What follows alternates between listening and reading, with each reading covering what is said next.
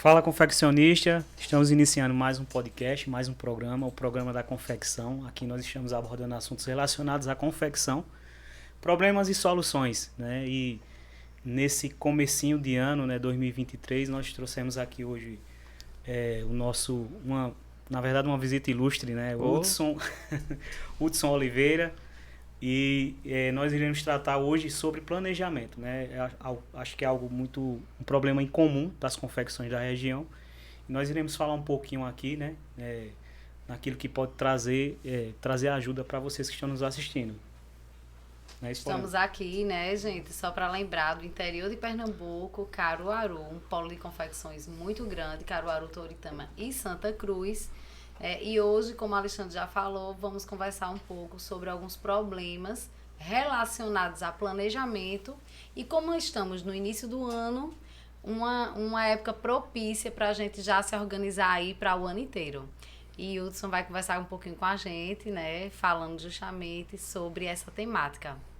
Pessoal, obrigado pelo convite, tá? É uma honra estar aqui conversando com o pessoal. Eu faço isso há algum tempo já, podcasts, etc., mas nunca voltado para essa área. Achei bem interessante e de cara já recebi o convite. Planejamento, pessoal. Acho que a gente já trabalha algum tempo juntos, né, em consultorias, etc. Estou nessa há 10 anos, confeccionei também. Eu acho que a gente tem um grande problema aqui na região, é pensar que só empresas grandes fazem coisas de gestão. Muita gente pensa, tipo, vou fazer um planejamento orçamentário. Não entende, aí fala assim, só empresa grande faz, eu não tenho tempo de fazer. Na verdade, a empresa grande é grande porque fez.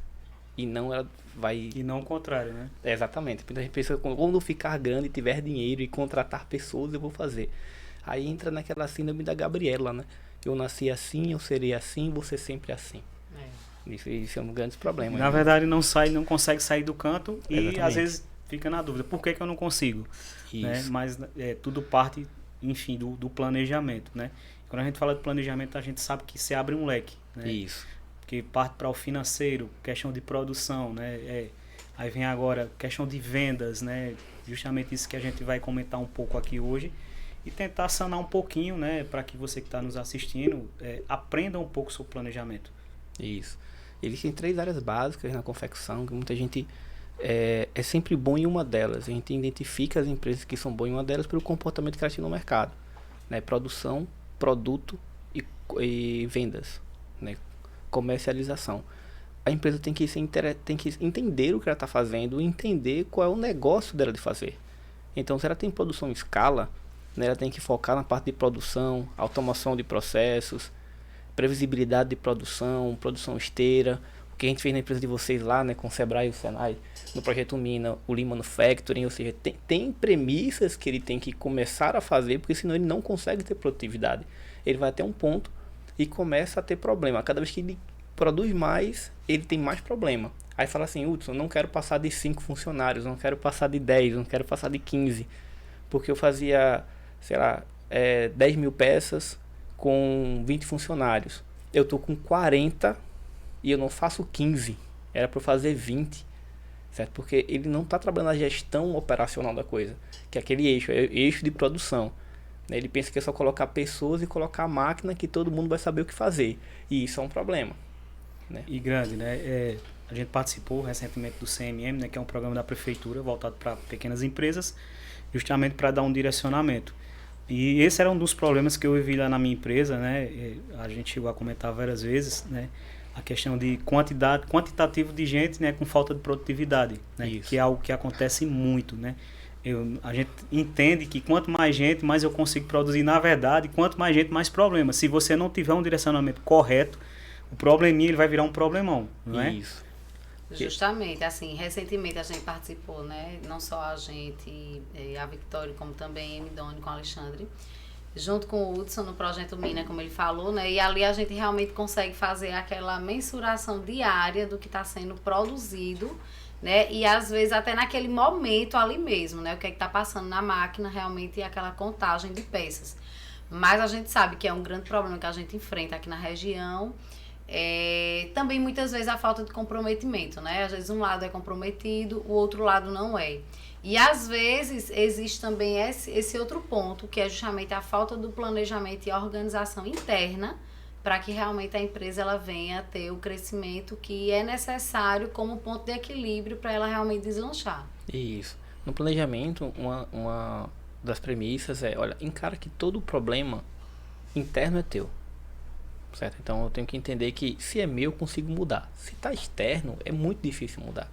Então eu tento controlar aquilo que está dentro do meu controle, dentro do meu espectro de controle. Ou seja, meu planejamento, minhas finanças, meu marketing, minha comunicação, minha operação, minha criação é minha.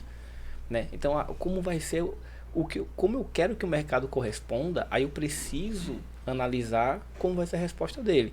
Eu não consigo ordenar. Muita gente tem, tu fez o planejamento, eu queria vender 10 mil peças mês, tá? Mas eu produzi, fui vender e meu cliente é muito ruim. Meu cliente não entendeu o que eu quis vender, não me comprou, né? E meu planejamento foi furado. Aí ele pensa que o planejamento é furado por causa disso. E colocar a culpa num aspecto externo, né? Tipo, a culpa não é do cliente se ele não comprou. A culpa é tua que não fez um produto aderente, né? Chamativo, né? Interessante para o teu produto, para o teu cliente, para ele comprar teu produto, né? E muita gente ainda tem aquela perspectiva de mas a região não é assim. A gente pega as empresas que mais se destacam da região, dentro daqueles 3 aspectos de produção, produto e comércio, eles têm algum tipo de potencialidade. Eles precisam ter, ou seja, o cara é muito bom de vendas e muito bom de criação, mas tu vai na produção dele é um caos. Certo? Ele pensa que está gerando desafios na produção dele, colocando o pessoal para produzir mais, mas na verdade está gerando desgaste. Aí começa a ter rotatividade muito grande. Né? Muita gente ele não consegue antecipar, por exemplo, fluxos de caixa, que é coisa muito importante hoje em dia, entendeu? Saber quanto eu vou receber, né, quanto eu vou pagar, baseado no que eu preciso vender.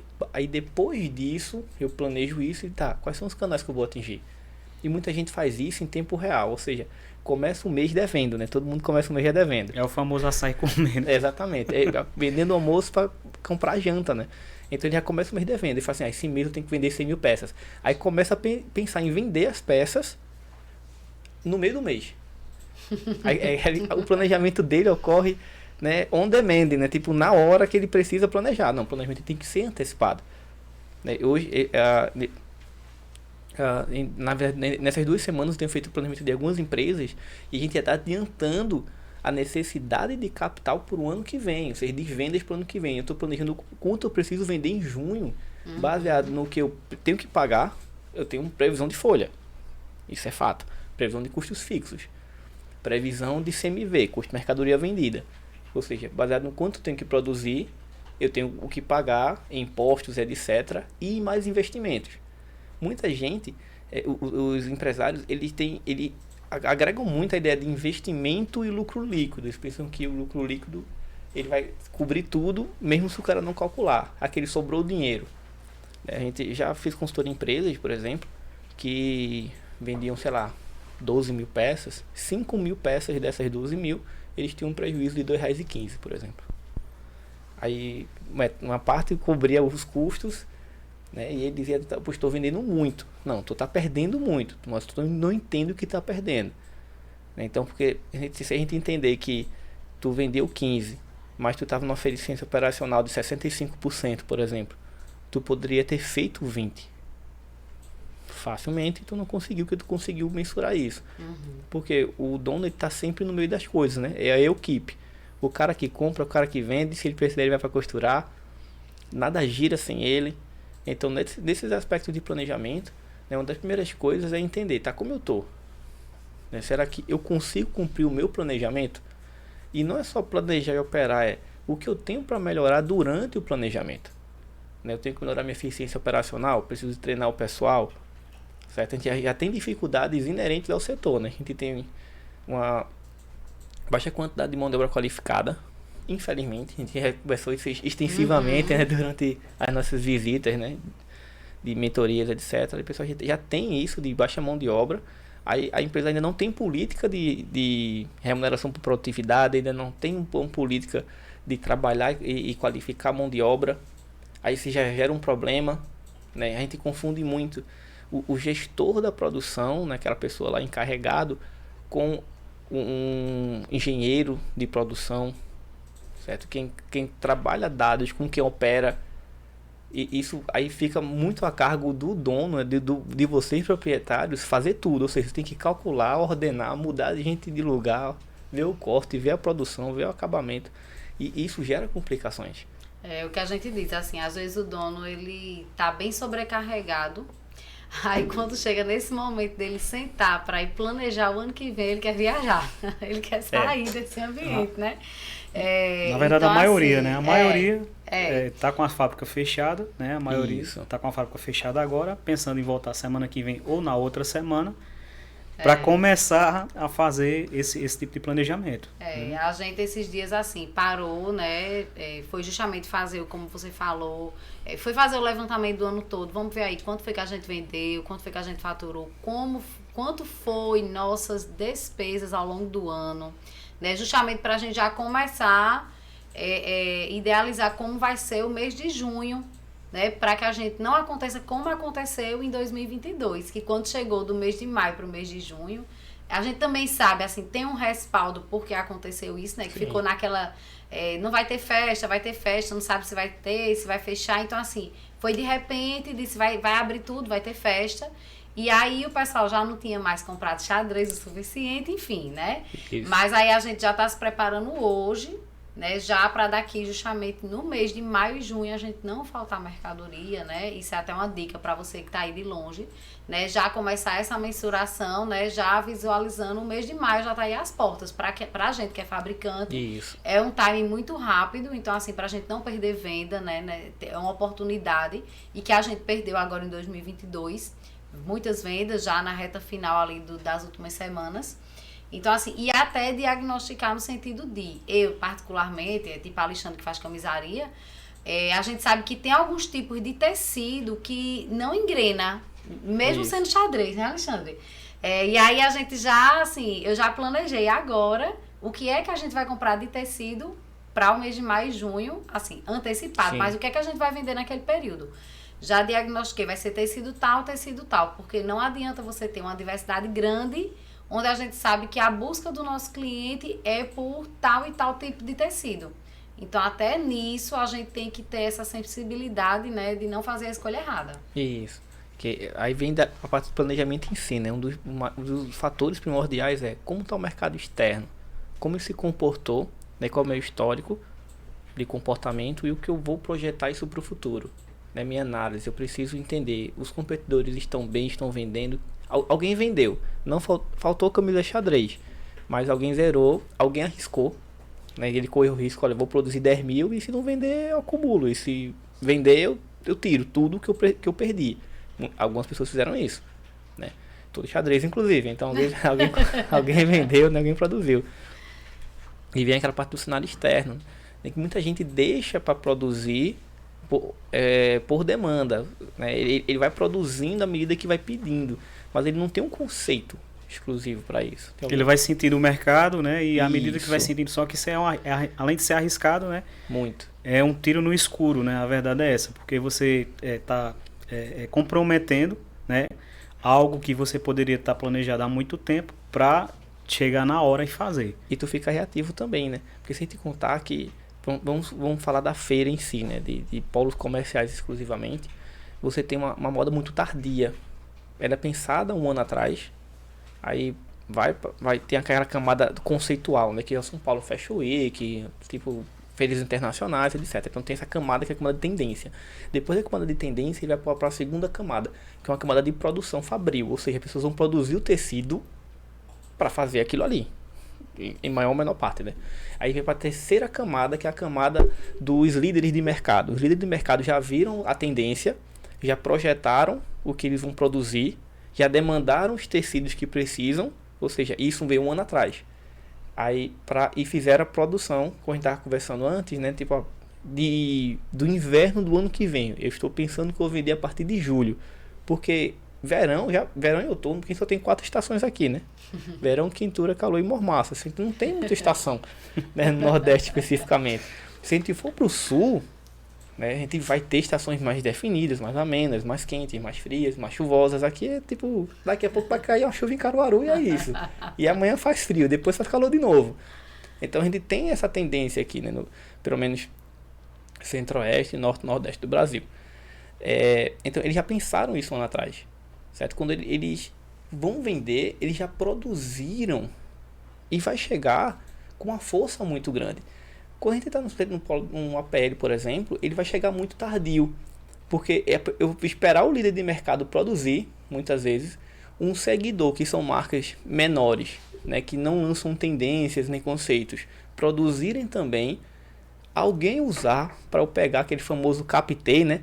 Passou na novela, vi numa revista, vi uma tendência, vi um outdoor, aí o pessoal faz e chega na feira já tipo com 2, 3 meses para acabar aquela tendência daquela roupa. Não há a falta de planejamento faz com que ele perca a força comercial. Se ele adianta isso, ele já entra em contato com a base de clientes que ele tem, certo? É difícil algumas pessoas, né?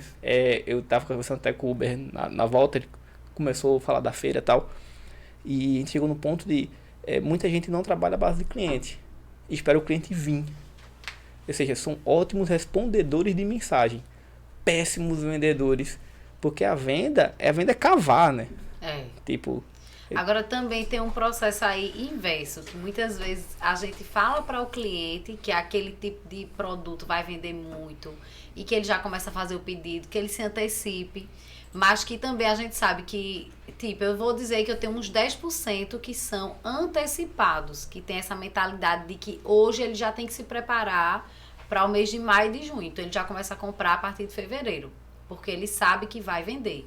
Mas já tem outro que não, que eles deixam realmente para aquela última hora da última hora.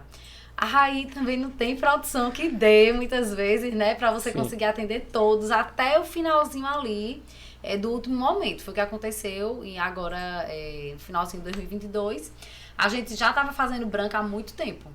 Mas aí os clientes na reta final, assim, eu quero branco, eu quero branco, eu quero branco, né? Então, assim, já não dava mais para atender tantas pessoas com branco, porque, tipo assim, o timing da gente também já tinha terminado de produção para aquele momento e a gente já estava justamente já pensando já no mês de fevereiro, né, que já vai ter carnaval e já começou ali a fazer já uma nova padronagem de peças. Mas que, infelizmente, mesmo a gente falando todos os anos, mas ainda tem aqueles clientes de última hora, né, do atacado, que realmente deixa ali para as últimas semanas do ano, para alguns tipos de categorias de produtos, né? Sim. É porque assim como tem a indústria, né, a fábrica, que gera esse tipo de problema, ela não se antecipa, também tem os compradores, né? Isso, os distribuidores e os compradores. Os grandes e os pequenos, né? Eu tenho exemplos de clientes que na primeira semana de dezembro não quiseram comprar mais. Já disseram já de cara, ó, as nossas compras de final de ano a gente já encerrou. Em contrapartida, eu tenho clientes desde de segunda-feira que está atrás de mercadoria ainda, né? Para vender até sábado. Né? É aquilo que a gente falou, é o assar para comer. Isso não acontece só na fábrica, também é um problema gerado, que é gerado também pelos vendedores, né, pelos compradores. Acho que é um conjunto, né? Acaba que uma coisa puxa a outra. E a gente falando de planejamento para o próximo ano, no caso para 2023, existe aí um temor, né, no coração, principalmente daqui da região, no coração do brasileiro, em relação ao ano que vem, né? Por questões políticas e estabilidade e tal. Tudo que está acontecendo e como que se planeja, né, em meio a um ambiente assim que a gente acha que vai vir caos, né, mas é mais uma vez aquilo o que depende de mim, né, aquilo que depende de mim, eu tenho que fazer a minha parte sem olhar o que está acontecendo fora, né? Me diz aí o que é que a gente pode fazer em relação a toda essa insegurança que está acontecendo, né, no Brasil. Pronto, que é a segunda parte do planejamento, né? O aspecto externo, precisa observar, aí eu preciso criar os planos de contingência. Porque quando fala assim, Hudson, ao mesmo tempo tá, mas a gente está falando aqui de nunca é sempre, né? Nunca é sempre. Não dá pra, não é regra, mas vamos supor, eu analiso, pega a tua carteira de clientes, vamos supor que tem 1000 clientes e que 50, 60 comprem mensalmente a você. Isto é uma característica. Que aí vem a segunda parte do planejamento, análise interna. Qual a característica dele? baseado na característica dele, se o cara é mais retardatário, se ele compra em cima, se ele é mais antecipador, quantos eu tenho antecipador e qual público que eu quero? Eu quero um antecipador ou eu quero o cara on demand? Tipo, ó, bicho, eu quero 100 agora, eu quero 200 amanhã, 500 semana que vem. E se eu identificar que meu público é interessante para eu trabalhar, a gente tem empresas, inclusive, que participaram do CMM. Que a gente tem, se vocês trazerem, tá? O cara fez uma revolução muito grande na empresa dele e faz parte do projeto de sensorização do menino também. É incrível, ele hoje só trabalha sob demanda, certo? Então é exclusivo disso, e ele era totalmente pressionado por pedidos em cima, ou seja, tem uma fábrica que atendia, né, as empresas, era assim, olha, de uma semana para outra, a gente sabe que de uma semana para outra você não produz muita coisa, não consegue. Se você tiver se já tiver tecido interno, né, já tiver um estoque, se já tiver uma programação interessante, você consegue cortar e ajeitar para produzir. Isso falando de produção interna, para produção interna. Terceirizado você não consegue. É no mínimo 3 semanas aí para você conseguir sair produto. Obviamente, depois que começou, engrena, né? Porque você vai colocando a produção para rodar. E essa planejamento interno é justamente isso. Olha, quem é minha carteira de cliente? Se eu tenho meu produto, se eu tenho aquele público-alvo, quem é? E é o que eu quero? É interessante, porque se eu sei que eu produzo 10 mil peças, por exemplo, e que 50% deles são de previsão de produção e 5 mil é aleatório, aí eu preciso ter mais capital de giro justamente para suprir esse tempo de demanda. E também entender o que eu vou perder, certo? Eu não posso abarcar tudo, porque você vai entrando o risco, né, muito alto. Ou seja, se eu comprar muita coisa para atender muita gente nas vésperas do final do ano, no apagar das luzes, eu incorro o risco de vir amanhã um cara endinheirado e falar assim, ó, acabou tudo na minha loja, eu quero comprar 5 mil peças e tu vender, ou tu virar um ano, né? E todo estoque é dinheiro parado, todo estoque é custo, isso é fato, não sei o que estou dizendo, são os teóricos da logística que dizem isso. Então a segunda parte do planejamento é justamente análise da carteira de cliente, de perfil e característica de compra, para conseguir essa antecipação. E eu pondero a minha produção, olha, 50% dela está vendida, e eu quero pessoas que programem a produção, eu vou atrás deles. Ou seja, a minha parte é atrás deles. Mas o cara não comprou, vai atrás de outro. A venda é cavar, né? Então, mas eu fui atrás de 10, vai atrás do 11º, venda é isso. Não pode parar. Você tem que ter uma equipe específica só fazendo aquilo, e você vai ter aquela parte de produção tua, né, que vai lidar com a flutuação, com a sazonalidade. E aí isso vai gerando aquela ideia de previsão, né? O quanto eu tenho que correr e o quanto o pessoal vem para cá. Aí, aliado ao marketing, né, aliado às vendas, ao próprio comportamento que os clientes têm, que é justamente todo mundo é temeroso. Isso é fato. A gente tem um senso de autopreservação muito grande. Ou seja, ninguém quer correr riscos desnecessários. Mas ao mesmo tempo, o empreendedor ele precisa fazer isso. Então, a gente tem classificar os tipos de empreendedores, os que correm riscos e os que não correm riscos, né? Notoriamente, os que correm riscos, eles desenvolvem mais, embora tenham mais perdas, mas eles compensam mais. Os que não correm riscos, eles são muito estabilizados. E a gente vê a premissa básica do planejamento. Quem eu quero atender? O cara que está comigo, que corre risco também, ou o cara mais moderado, né? Porque quando você faz para empresa maior, ele é mais moderado, ele tende a ser mais moderado. Que é o comportamento, inclusive, de algumas empresas que são participantes da rodada da moda, por exemplo.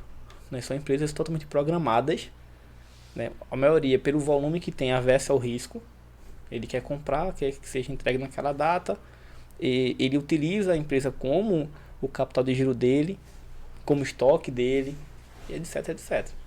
Né? Aí vem para a terceira parte do planejamento, né? Analisar fatores externos, ou seja, o que me aguarda ano que vem. Mas pelo menos a gente, não vou falar de política aqui, né, nem de economia, não sou especialista nessa área, mas os primeiros 6 meses de uma troca de governo é sempre igual. Ou seja, é estabilização, é troca de governo, é troca de secretários, ministros, é estabilização do governo, etc. Então a gente sabe que vai ter uma previsão. E é muito ansiedade. A gente tem um público, o brasileiro é muito ansioso. Ele já está com medo do que vai acontecer em junho. Certo? Mas não aconteceu nada em junho. Já está pensando se vai ter São João ou não. Exatamente. Assim, a gente não sabe o que vai acontecer em junho. Certo? Obviamente que fatores que que trazem problema para a pessoa de confecção, né? Aumenta a taxa de juros, crédito, você fica com menos disponibilidade, fica mais caro o crédito, né? Principalmente na parte de produção, aumento do dólar, né? Muitas mercadorias que vocês usam são importadas, né? Então tem esse problema, mas como a gente conversou, né? Fazer o planejamento, olha, eu vou cuidar do meu e vou criar plano de contingência, que é justamente quando tu começa a fazer teus objetivos, uma análise SWOT do teu cenário, né? Forças, fraquezas, oportunidades e ameaças, entender quais são as ameaças. Para cada ameaça ali, como eu vou me comportar? Se aumenta o dólar, eu faço o quê? Ou seja, eu planejei um ano atrás, pelo menos 6 meses ou 2 meses, como eu vou me comportar, aumentou o dólar, tal.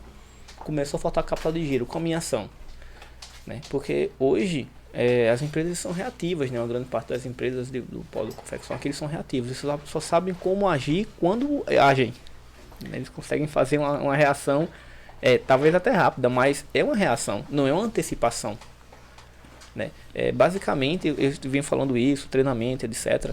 O empreendedor tem que trabalhar três saberes, né, especificamente no negócio dele, que é o que eu sei, o que eu gero valor, especificamente, né, o que eu me aproprio e eu entendo que isso vai ser bom e benéfico para alguém, o que eu sei que eu não sei, ou seja, tá dentro daquele espectro. Olha, o que é Lean Manufacturing? Vai ler outro, vamos ver só. Eu não sei muito bem, mas pelo menos eu conheço o que eu preciso saber. É isso aí. Tá dentro daquele na minha perspectiva de análise ali. Eu consigo no YouTube, né? Tem quase tudo lá no YouTube, né? Eu consigo procurar um livro porque eu sei do tema. E vem um terceiro ponto, né? Que eu não sei que eu não sei. Aí isso é um problema. Porque é aquela ameaça que te pega desprevenido, né? Olha, eu não sei como os juros alto impacta no crédito.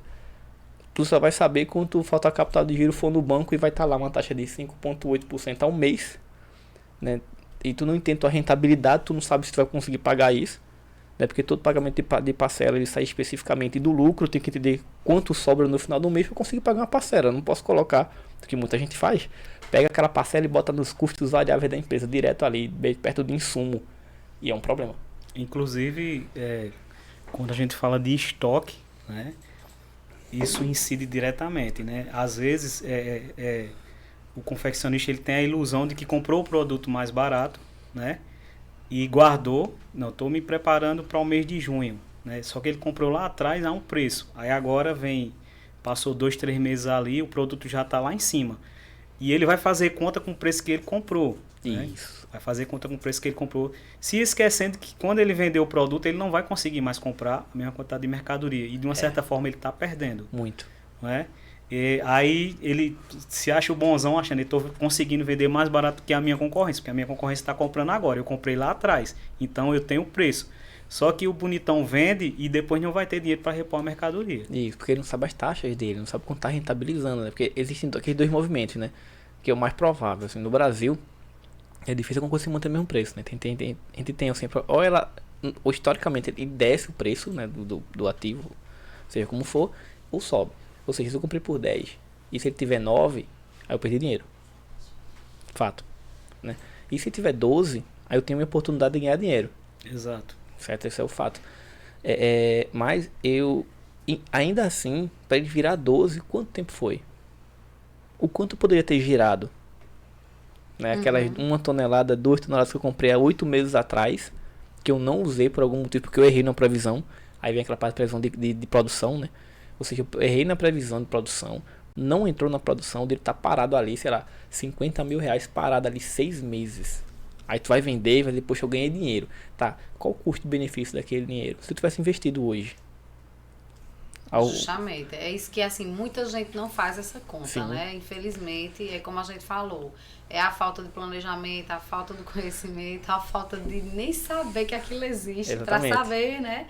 Qual rumo você deveria tomar. E realmente faz toda a diferença você fazer um planejamento para o ano inteiro.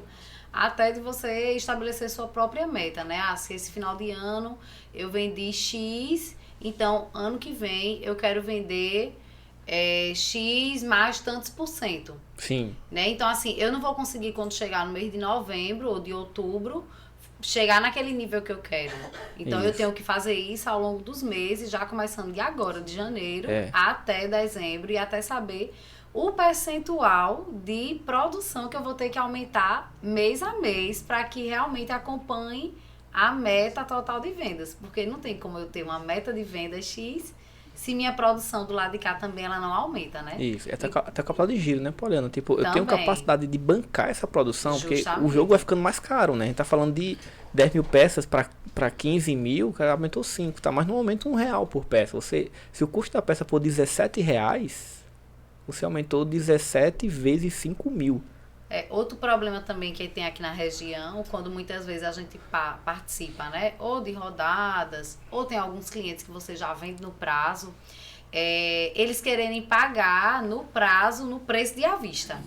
Né? Isso aí é uma coisa muito complicada, porque como é que você vai bancar alguém durante, no mínimo, né, de 2 a 3 meses aí ele pagando com preço de à vista. Então, assim, foi uma política que a gente adotou até mesmo depois, né, que a gente fez as consultorias, a gente entendeu, viu que não tem condições de você seguir nessa prática. Né? Então, realmente, você tem que repassar aquele custo que você ou vai trocar numa factory ou no banco, ou vai ter que dispor de pegar um recurso externo para colocar ali, onde você vai ter que esperar aquele cheque descompensário, o boleto. Né? Então, assim, de alguma forma, você não pode ficar sem aquele valor mês a mês, e também não pode repassar sua mercadoria com um valor de à vista. Isso. Né? Você tem que fazer esse repasse do custo que você está tendo.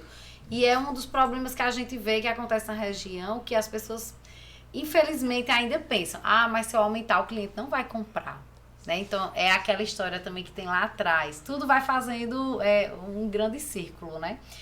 Você gerar o desejo do cliente, ele querer sua marca, o seu produto na loja dele. Então, isso aí vai fazer ele comprar de todo jeito. Né? E a gente tem trabalhado dessa forma no cliente esses últimos meses.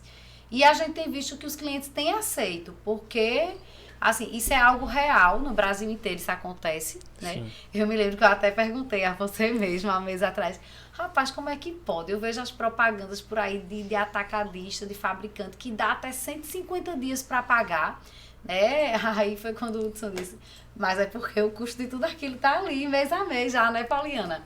E realmente é isso que acontece. A gente já vê que isso acontece em determinadas regiões do país, mas aqui no Nordeste, infelizmente, ainda existe uma barreira grande entre o confeccionista realmente validar isso e fazer da forma como é que tem que fazer, né? E do outro lado, realmente os clientes aceitarem e verem que isso é o que acontece em qualquer lugar do país. Se você comprar à vista é um preço, se você comprar a prazo é outro. Mas isso isso às vezes é feito, né, na maioria das vezes, de forma pensada. O cliente vem, eu falo de clientes que compram muito, cliente de volume. Ele vem 3, 4 meses antes, né, do período, fecha a compra, né, com o preço de hoje, para daqui a 4 meses a gente mandar a mercadoria com o preço de hoje. Né? E muitas vezes por falta de conhecimento, a gente cai na besteira de fechar a venda, né? Só que aí ele vai se passar 3, 4, 5 meses e o preço dessa mercadoria vai estar daqui a 4 meses, 5 meses, o mesmo valor não vai. Né? Então, é prejuízo na certa, né? Prejuízo na certa. A gente está falando muito de capital de giro, né? E até uma pergunta simples, né? Mas explica pra gente o que é capital de giro. Eu sei que tem muita gente que está assistindo. Eu conheço pessoas que são empreendedores, né? Que são empresários e não sabem o que é capital de giro. Legal. Capital de giro é um recurso financeiro, né? Que você tem determinado para fazer a cobertura das suas despesas por um período de tempo. Geralmente, como é calculado? Você pega o passivo circulante, que é tudo que tu deve dentro da tua empresa, no período de 6 meses, 1 ano, tá? Depende do quanto de tempo você quer calcular, 3 meses, 6, 9, 12, menos o passivo, menos o ativo circulante. Ou seja, quanto eu tenho em caixa e executo tudo para curto prazo, né? 1 ano, 6 meses. Então eu determino isso.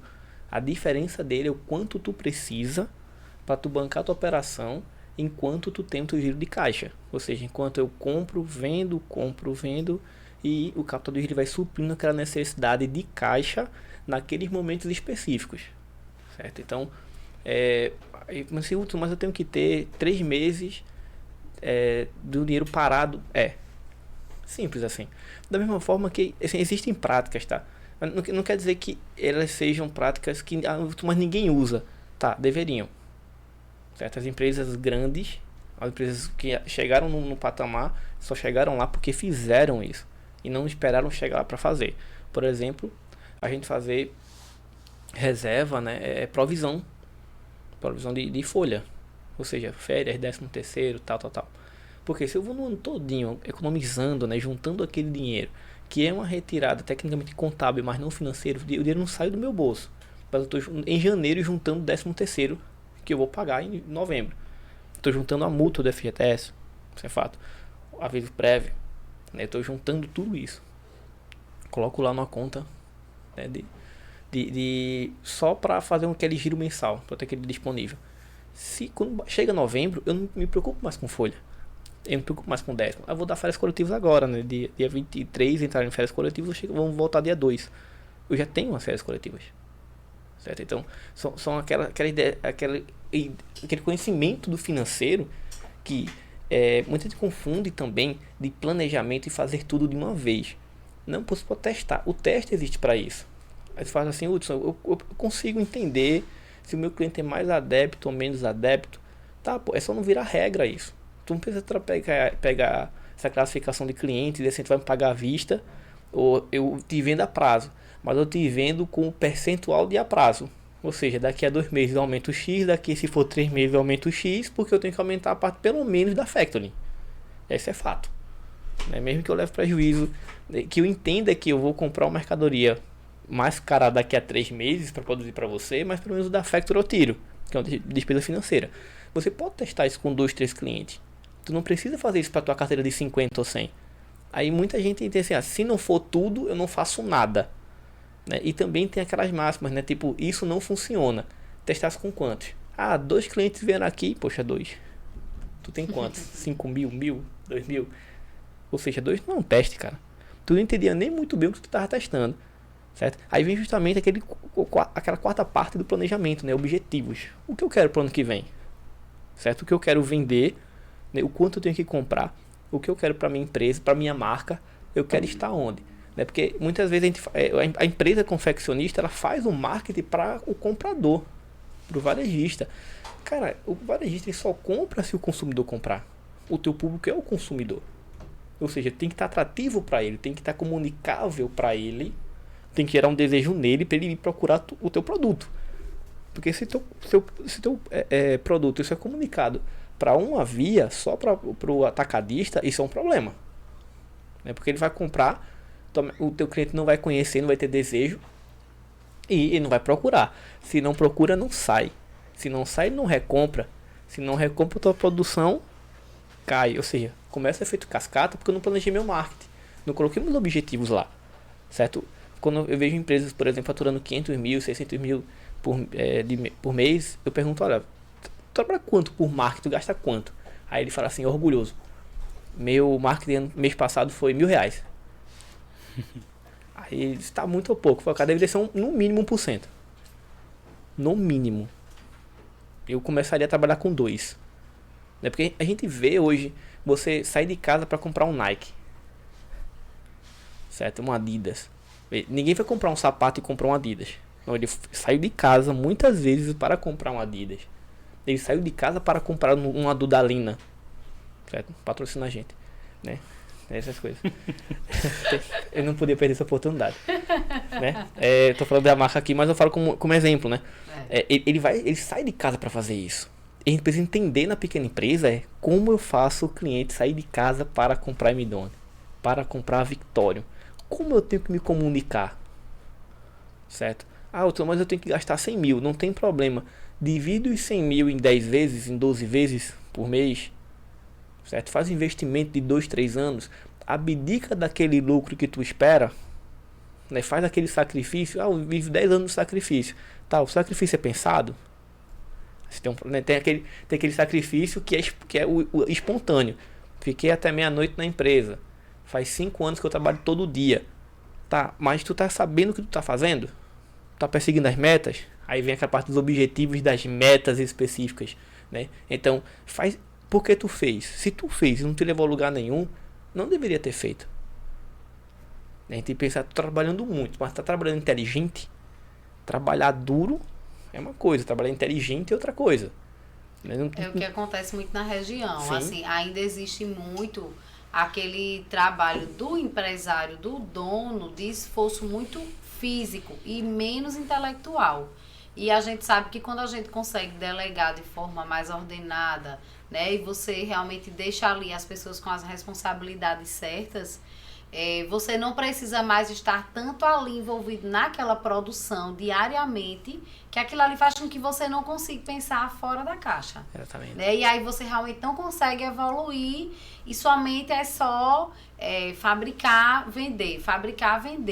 Mas e se em algum momento esse fabricar, vender der errado, né? Se você perder justamente aquele time de produção, se o tecido que você comprou não é o que está ali na vez, né? Então, assim, esse fabricar, vender faz com que você fique com a mente muito fechada só naquele ambiente, né? E não consiga sair daquele ciclo ali. Eu estava conversando com o empresário, ele fez o preciso comprar um gestor da produção, né? Aí eu disse, tá, contratado, tem um checklist e tal. Ele falou, não, deu checklist pra ele, gestor da produção, etc. Fez, eu tenho um problema, quanto é o salário de um cara desse? Sabe, depende. Se ele for um engenheiro de produção, é salário base da categoria, né? Se ele é um estudante, um estagiário, tal, um profissional, bem. A gente fixou o salário do cara, assim, ele disse, olha, eu só tenho 5 mil pra gastar. Na verdade, ele disse que tinha 2, né? Aí eu disse, puxa, 2 mil. Tá, tu recebe quanto de Prolabore? Aí fui explicar pra ele que era Prolabore, né? Ele não sabia que era Prolabore. Prolabore é o salário do dono, por trabalhar dentro da empresa. Ele fez, cara, eu recebo 4. Disse, pronto, agora tu vai pegar o 2, tirar 2 teu, dá 4 pro cara. Pegar esse checklist aqui, com essas atividades, e ver assim, ó, tudo que for disso aqui tu vai tancar. Vai passar por mim pra eu averiguar. Obviamente tem que ter esse controle, não é só deixar na mão dos outros, né? Precisa ter controle sobre isso, certo? Mas tu vai fazer isso. Falei, poxa, tu vai ficar só com 2 mil, certo? Tu vai passar uns 3 meses, 4 meses com esses 2 mil. Vai apertar, pega o capital, pega o capital de giro, né? Pega teu dedo na conta, né? Mas tu vai exigir isso aqui dele, né? Tu é bom em quê? Eu sou bom em vendas, pronto, tu vai vender. Vai sair pra vender, acabou. E depois tu vai começar a trazer essa venda pra dentro, ou seja, que os outros saiam pra vender e tu vai começar a entender pra quem tu quer vender. Quem quer que compre de você. Em 5 meses a gente foi funcionar novamente. Foi bem, tava lá no Sebrae, inclusive, né? Foi bem para serviço. Depois de 5 meses, falei, ó, cara, meu Prolabore hoje é 7. Por quê? Porque eu paguei 4 pro cara. Porque eu cheguei pra ele e disse assim, olha, pessoal, teu objetivo é esse, eu quero essa produtividade aqui, ó. Ele entendia. Ter feito aquela consultoria, né? Com nossos amigos lá do Senai, ele sabia já o parâmetro dele, ó. Eu tenho que sair de 60% de eficiência para 75%. E a gente tem 3 meses para isso, certo? Eu tenho que sair desse nível de estoque que estava um estoque chutado para o estoque justo, ajustado, né? Eu quero mudar a minha carteira de produção para pronta entrega, que deixava ele com estoque muito grande, para previsão programada. Pelo menos isso, a gente começou a fazer umas coisas. Ele seguiu tudo, em parte, não atingiu tudo que queria, mas depois de 5 meses... Já viu o resultado. Já viu o resultado, porque o cara tava muito ruim. Certo? Ele virou uma vítima, né? Aí começa aquela a ladainha. Tô muito ruim, tá péssimo, nunca sobra dinheiro, não tem um descanso, certo? Sempre falta, tá? Aí ele fez outro, mas isso dá sempre certo? Aí como eu falei, nunca é sempre, tá? A gente, às vezes você faz tudo e não tem o resultado esperado. Aí o empreendedor faz o quê? Faz de novo. A gente, né, errou, entende, tu fez reparando, poxa, o que eu fiz de errado nesse ano? Pra evitar, cara, fazer. E aí vai gerando uma métrica, né, isso, que ele vai tomar por base. Exatamente. Para os próximos planejamentos. O que eu fiz de certo esse ano que eu tenho que replicar. O que eu deveria, mas não fiz. Porque a gente trata a empresa muitas vezes como um carro antigo, né? Um carro velho é complicado. Mas aquele carro antigo, né? Tipo, tem aquela... O que eu preciso fazer, né? O que está quebrado eu vou rejeitar agora. O que eu vou fazer quando puder. E se der um dia eu faço. A gente trabalha a empresa como se fosse um carro velho, tá ligado? A gente não pode fazer isso. A gente precisa começar a antecipar. Eu não preciso fazer tudo. Eu posso fazer testes. Eu não preciso planejar para o ano todo. Eu posso planejar para trimestre, por exemplo. Olha, de janeiro a março eu quero fazer o quê? Porque a gente não está habituado, aí fica ansioso. Aí com ansiedade de ter muita coisa para fazer, acaba não fazendo nada. Ao invés de eu colocar um objetivo ou 2 que sejam fáceis para mim, eu boto 10. e 10 é complicado. Aí eu não consigo passar para a equipe, meus gestores não correspondem, a falha, ele vem da comunicação de cima para baixo, certo? Porque eu dou uma meta e digo assim, tá, eles entenderam, pessoal, entenderam, porque eu sento e vou produzir. E quem está monitorando isso? Aí vem a outra parte do planejamento, as métricas, certo? E o monitoramento delas. Lembra quando a gente quebrou lá a produção, pegou a produção do mês, quebrou em semana, né? Aí depois quebrou em dia e depois quebrou em hora. Em horas. Ou seja, toda hora tem que sair 65. Ou seja, sai 63. Qual foi o problema? Saiu 70. O que foi de bom? Alguma coisa aconteceu. E por eu não estar observando isso, eu fico alheio. Né? Então tá tudo muito bom, assim, é bom do bom, né? Bom do bom é bom, pô. Tá tranquilo. Agora, quando começou a dar errado? Né? Como tu conseguiu ter plano de contingência? Como tu conseguiu dar aquele suporte? Né? E outra coisa, treinar o pessoal dentro da tua empresa para gerar cultura organizacional deles prestarem atenção na tua empresa e não só atenção no trabalho, que é um dos gargalos hoje na indústria de confecção, é justamente isso, fazer com que o colaborador, o costureiro lá da ponta, né, até o ajudante do costureiro, a pessoa que desloca, né, os materiais de um canto para o outro, ele entenda a empresa toda. Ele entenda que o problema que ele causar ali, o que ocorrer ali, vai impactar no próximo processo, que vai impactar na entrega, que impacta na logística, que impacta no cliente e que impacta no faturamento. Ele não sabe, porque muitas vezes ninguém fala isso. Nós tivemos um problema lá na fábrica no mês de setembro, né? Tinha um pedido para ser entregue no mês de setembro, bem programado, né? Inclusive foi um pedido da rodada. E um problema que deu no tecido, não me passaram, né? O pessoal na fábrica não me passou e produziram as peças, né? E 20 dias de produção, né, naquelas peças. Quando acabou de se produzir as peças, que foi pro acabamento, veja só, chegou ao acabamento, aí vieram me dizer, ó, o tecido saiu com falha. Isso já estava no dia de entregar a peça para o cliente, e eu disse, e agora? Então, resumindo aqui, esse problema me gerou, incidiu diretamente no faturamento, e a gente veio resolver agora em dezembro, né, para você ver que um simples problema, na verdade não é tão simples assim, né? Deveria ter sido passado, mas que certos problemas eles incidem diretamente, né, lá na ponta final, que é o faturamento, que acaba quebrando a cadeia, né? Que é a produção, a logística, a questão das vendas, e acaba quebrando toda a cadeia e desmantelando todo um processo que a gente fez em cima daquilo ali, de um planejamento que a gente fez em cima daquilo ali. Isso é o que acontece, né? E que pode ser antecipado. Sim.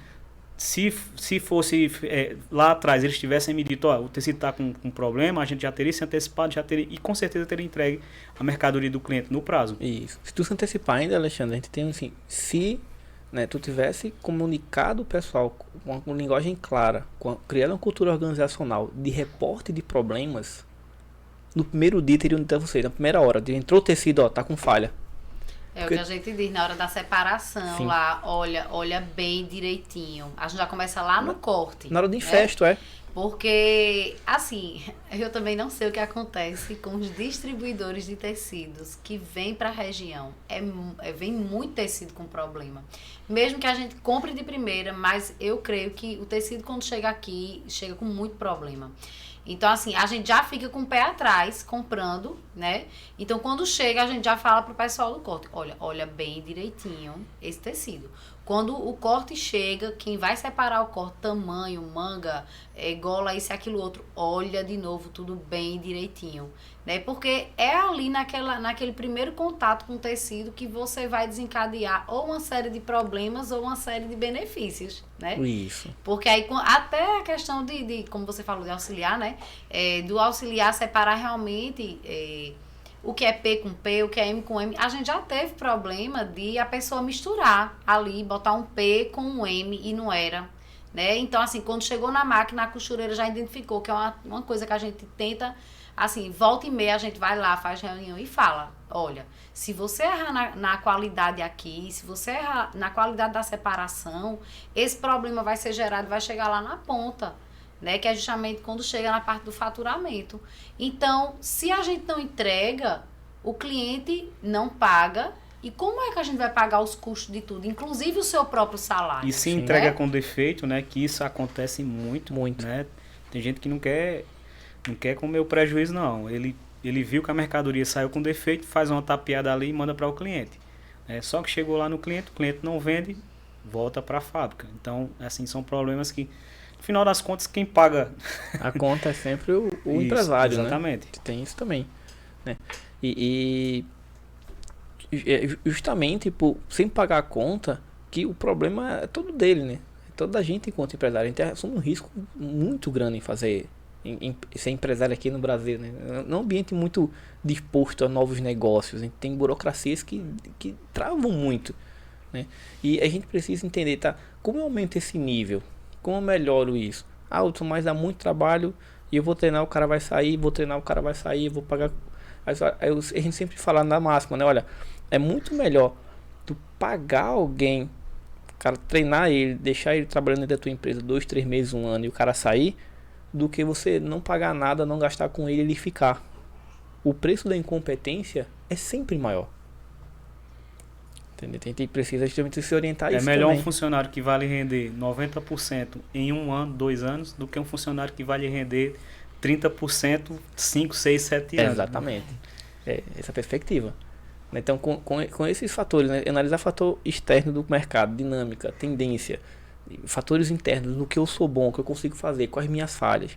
Porque a gente fala assim, mas eu tenho muita coisa a fazer, tá? Se tu corrigir uma coisa por mês, tu corrigiu 12 problemas no ano. Tem que começar. Tem que começar. Se tu corrigir um por semana, tu corrigiu 52 problemas no ano. Mas eu tentei corrigir 52, só fiz 20. Tu já tá 90% acima da média, tá? A média não tá corrigindo um por ano. Porque é incrível como a gente trabalha nisso há 10 anos. Então, às vezes eu trabalho nas mesmas empresas de 5 anos atrás com o mesmo problema. Imagino como isso é possível. Então, a gente avisou, fez o diagnóstico, entregou pro cara e fez o plano de ação e ele não conseguiu resolver ainda. Problema de fluxo de caixa, controle financeiro, certo? Problema de logística de materiais internos. Ele demora o triplo para produzir alguma coisa, certo? Aí ele fala assim, tá muito bom, tá saindo 200. Só a gente faz a conta lá, deveria sair 450, cara. Tu tá fazendo 200, tu tá levando prejuízo de 50%, no mínimo 50% aí, né? Que isso paga o preço, ou seja, tua mercadoria deveria valer 20, tá custando 25, 26, tu tá vendendo a 27,5, 27,50. Cara, tu tem que produzir muito para fazer isso funcionar. Muito.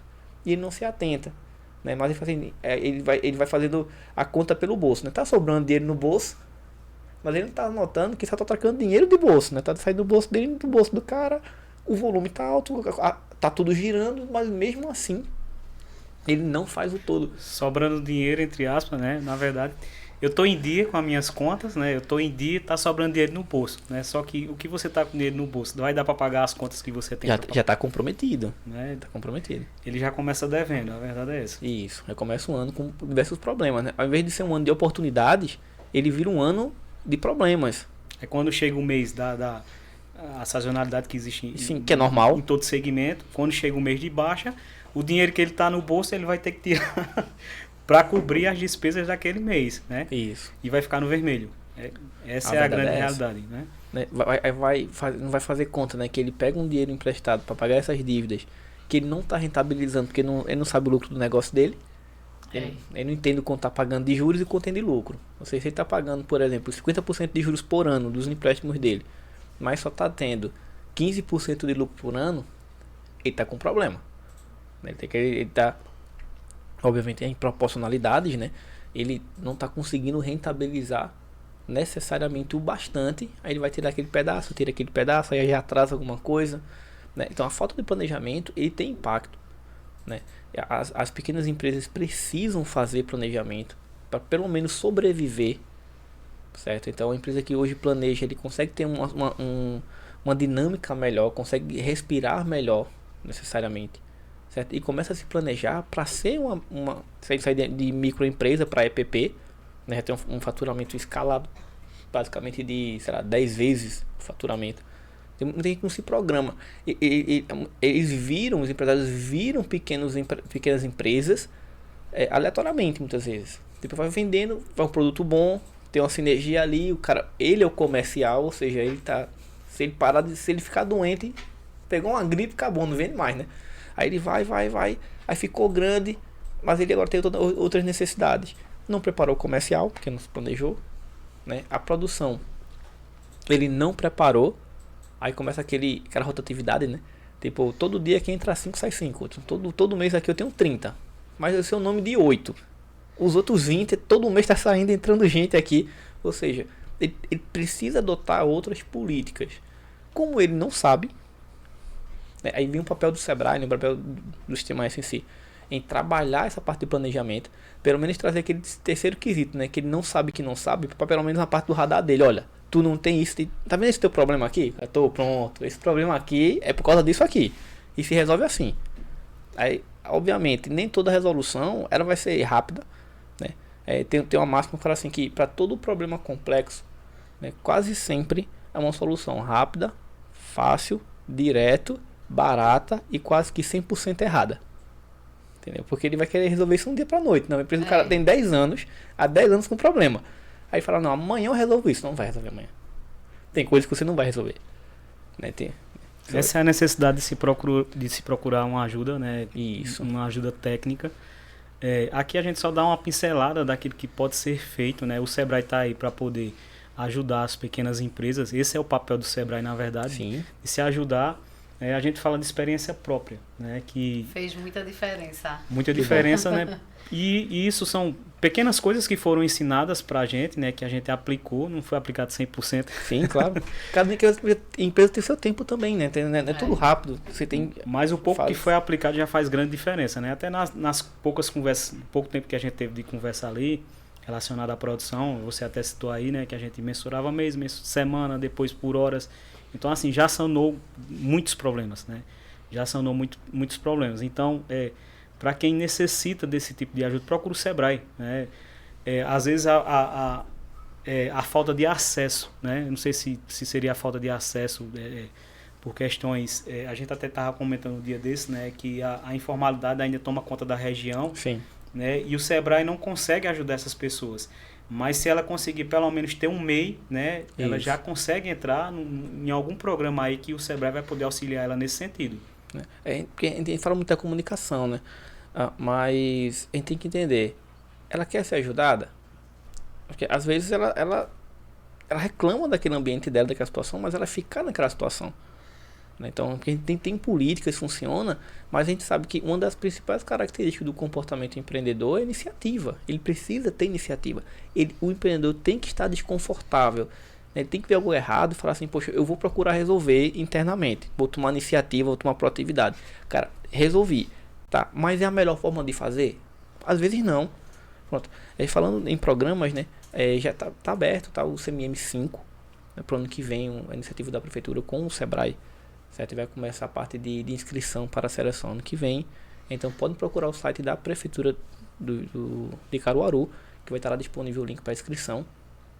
Né? Esse programa que vocês participaram, né? Ano passado, certo? Onde vai trabalhar justamente isso. Né? Eu digo sempre assim, uma mulher tem um filho em 9 meses, 9 mulheres não têm um filho em um mês. Às vezes o conteúdo do CMM por ser um ano, né? Vocês sabem, né? Muita pressão, né? Às vezes todo mês tem 2 consultores ali fazendo plano de ação e tal. Você fala assim, não consegui fazer, mas eu sei que eu não consegui e sei o que vai impactar eu ter isso aqui. Eu vou fazer depois, vou fazer quando der, coloquei isso para a cada 2 meses, ou seja, tu tá em constante evolução, né? Porque se a única coisa que mudou dentro da tua empresa, entre esses aspectos, foi só o quanto tu comprou, o quanto tu vendeu, tu tem um problema. Porque você só aumentou a produção, só aumentou o faturamento e aumentou o custo. Não teve nada de bom, tu não colocou boa prática nenhuma, né? Tu não teve nenhum tipo de melhoria intelectual. Tipo, tu não promoveu ninguém dentro da tua empresa, não trouxe inovação nenhuma. E não só máquina, né? São processos mesmo. Esse processo de automação, ele passou primeiro por um processo de mudança de cultura. Antes de colocar a máquina para a máquina funcionar, a gente teve que mudar a cabeça das pessoas que iam operar a máquina e iam conviver com o sensor, que era as boas práticas de produção. Foi 10 tópicos, apliquei 7. É isso. Procura aplicar 8. Ótimo, né? Muito bom. Muito bom, nós estamos chegando ao final. Para você que nos assistiu, se você conhece alguém, né, que está precisando dessas informações, até você com certeza trouxe vai agregar muita coisa, né, a quem está nos assistindo em relação a esse pequeno papo aqui que a gente bateu sobre planejamento estratégico, né? E como o Hudson falou, se você precisar de mais ajuda, né, entra lá no site da prefeitura, é um programa muito bom, né, para empresas, para pequenas empresas, e que vai abrir um leque de conhecimento, né, muito bom para que a sua empresa possa começar a trabalhar certinho, né? Sim. Gostaria de agradecer a presença de Hudson, né? A gente deu uma resumida aqui nos pontos principais em relação à estratégia. E a gente espera, né, que tenhamos um ano bom aí para a confecção. Sim, né? Esperamos então. Hein? A gente vai fazer a nossa parte, né, Sim. que é correr atrás, que é planejar e esperar que tudo dê certo. Se Deus quiser, vai dar certo. Só agradeço o convite demais, tá? Espero que eu tenha contribuído com algo. Certo? É um assunto muito extenso, tentei resumir o máximo possível, mas sempre falta alguma coisa, né, etc. Procurei tentar ser o mais prático possível, né, porque não adianta eu vir aqui cheio de referência, né, que fulano disse, ciclano disse, mas tá, no dia a dia como é que funciona? Né, a prática, né? A coisa que está acontecendo ali em tempo real. Eu prego muito isso, assim, tipo, vamos pegar a teoria e vamos encaixar isso, né, mas vamos fazer com que a coisa seja funcional, que o que a gente precisa, né, didáticas que funcionem, assim, coisas que a gente consiga aplicar lá no chão, porque só o pequeno empreendedor sabe o que sofre, né? Pressão de todos os lados, de baixo, de um fornecedor, de comprador, de juros, de banco, assim, a gente precisa facilitar alguma coisa para ele. Com certeza. Né? E para a gente finalizar, eu gostaria de você responder só mais uma pergunta: velocidade ou direção? O que é mais importante no planejamento? Vamos lá. A velocidade vem depois que você traça teu curso. Então, primeiro, tu precisa de uma direção, de um objetivo. Eu gosto de uma máxima, né? Tem até no meu WhatsApp. Velocidade é tudo o que eu preciso e me poupe do que não é necessário. Então, quando você planeja, então a velocidade vem depois do planejamento, certo? Com o que pode ser rápido. Não, assim, nunca é sempre, não tem uma regra, né? Eu planejo e eu vou tentar acelerar. Olha, eu sempre falo que em venda tu tem que ser agressivo do ponto de vista de ir mais, né, e além, etc. Na produção tu tem que ter controle, ou seja, para cada setor da empresa pro financeiro pragmático, ou seja, para cada ponto da empresa, setor da empresa, eu preciso ter uma dinâmica diferente. Então planejo, estruturo, quem vai correr, quem vai controlar, quem vai analisar. Eu entendendo que tem que fazer isso, como tem que ser feito isso, e eu sabendo o que esperar de quem está fazendo, aí o céu é o limite. Né? Você pode crescer 50% no ano, 100% no ano, 200% no ano. Tem empresas, por exemplo, que já fez consultoria, que tiveram um crescimento de 500% no ano. Saíram de faturamento, por exemplo, de 10 mil para 50 mil em um ano. Tinham dois colaboradores, foram para 8, 10 colaboradores. Então, mas por quê? Teve um planejamento, eu disse, olha, depois que terminou aqui é pau na máquina. Tipo, não vai esperar devagarzinho, um cliente ou dois, não. É escalando, certo? Isso é muita ideia de startup que a gente tem, né? Ou seja, fazer um produto replicável, né, de uma maneira que eu consiga escalar ele rápido. Por quê? Porque imagina o teu concorrente pensando na velocidade. Só velocidade, você está aleatório. Aí vem um problema. Não vou ser muito rápido, vou planejar não. Vou só fazer. Aí tu não sabe o que vai esperar, tu não sabe para onde vai, tu não sabe o que quer. Tu determinou isso, aí é a velocidade. Para cada setor da empresa tem sua dinâmica. Muito bom. Poliana? E nós agradecemos, né, a audiência de vocês aqui durante todo esse tempo com a gente. E vai vir muita coisa boa aí durante esse ano de 2023. Aguardem, vai vir muita gente técnica, como o Hudson, né? Como também de parte de produção e parte de vendas. Muita coisa boa que vai colaborar para a sua empresa crescer junto com a gente. Pessoal, muito obrigado, pessoal. Tudo de melhor. Valeu, Hudson.